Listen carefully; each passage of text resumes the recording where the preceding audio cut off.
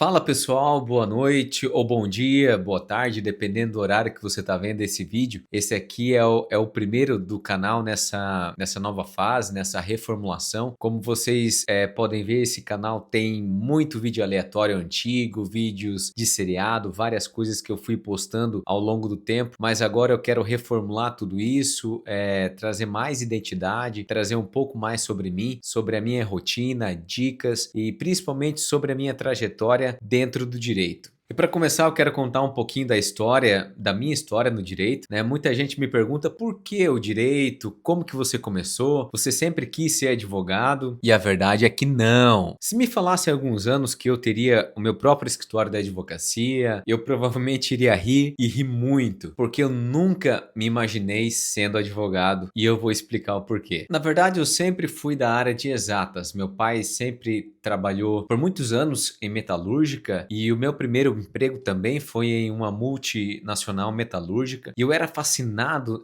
naquele ambiente industrial, via engenheiros vindo dos Estados Unidos, da Alemanha, do México e o pessoal falando outros idiomas, mexendo com projetos na mesa e eu olhava aquilo tudo e pensava, né, cara, um dia eu quero ser igual a esses caras. E na época eu tinha 15 para 16 anos, então eu comecei a fazer vários cursos no Senai e eu lembro até hoje que lá em Sorocaba, no estado de São Paulo, as vagas eram muito disputadas no Senai, mesmo sendo pagas. Muitas vezes eu e meu pai passávamos a noite na fila na porta do Senai para conseguir vaga nos cursos que eu pretendia, né? E eu fiz de tudo um pouco: desenho técnico mecânico, metrologia, torno CNC, eletroerosão a fio, vários cursos voltados para a área industrial. Depois nós viemos aqui para o estado de Santa Catarina em 2009. Eu trabalhei na empresa Zen SA, uma metalúrgica muito conhecida aqui na cidade. Fiquei um bom período lá como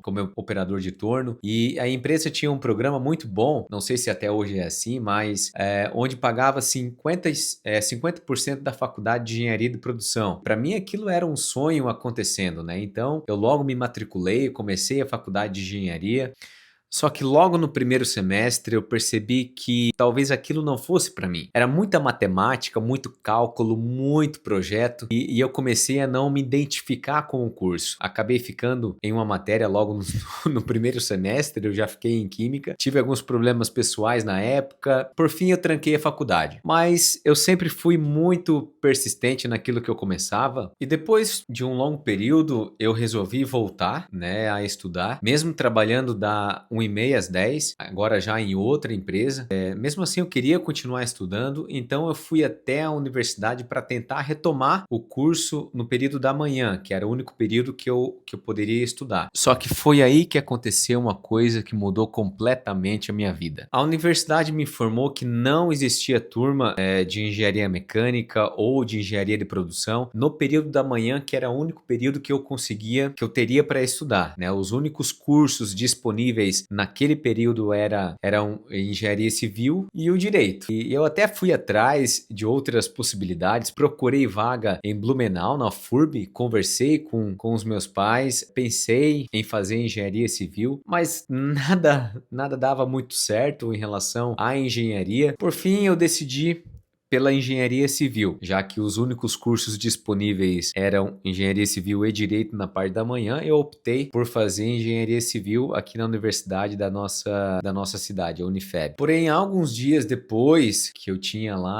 ido lá na secretaria, feita a minha matrícula, a universidade me ligou dizendo que não tinha fechado turma na parte da manhã, que eu só teria a possibilidade de estudar engenharia civil na parte da noite e que o único curso que teria disponível na parte da manhã era o famoso direito. E eu até me lembro de pensar, mas cara, direito? Eu nunca me imaginei sendo advogado ou sendo operador do direito em alguma hipótese da vida, seja em concurso público, seja em qualquer área. Nunca me imaginei fazendo isso, só que eu já tinha aquela pressão interna dentro de mim de querer ser alguém na vida, de querer estudar, de querer construir alguma coisa. E eu pensei comigo mesmo, quer saber? Vamos ver o que vai dar, né, esse tal do direito aí. Por fim me matriculei no curso, comecei comecei a estudar de manhã e foi assim que eu entrei no direito quase que por acaso. Nunca sonhei em ser advogado, nunca sonhei em concurso público, em juiz, em delegado, em nada que envolvesse o direito. Eu caí meio que de paraquedas no curso e aqui fiquei. Fui até o fim do curso, graças a Deus eu me formei, eu colei grau em 2022, não repeti nenhuma matéria, fiz tudo certinho, fiz o TCC, fui aprovado no TCC sem o chat GPT, que hoje tá muito facinho, na minha época não tinha, eu dizendo na minha época. Só que depois de colar grau, veio a pressão do exame da ordem, comecei a estudar para a OAB, tive algumas reprovações no início e vinha toda aquela frustração, aquela pressão interna, se era ali mesmo o meu lugar. Só que eu fui muito persistente, muito resiliente naquilo que eu começava. Eu nunca aceitei a derrota, né? Eu fiz até eu passar. E uma dica, essa prova da ordem não define em nada o profissional que você vai ser ou o profissional que você é. Ela é uma fase muito dolorosa para quem ainda está tentando, às vezes passa de primeira, mas não define o profissional que você é, sem dúvida nenhuma. Enfim, eu passei no exame da ordem depois de muita insistência, fui estagiar em um escritório de advocacia aqui na cidade, depois eu fui trabalhar no Procon, trabalhar com o público, com o atendimento, comecei a construir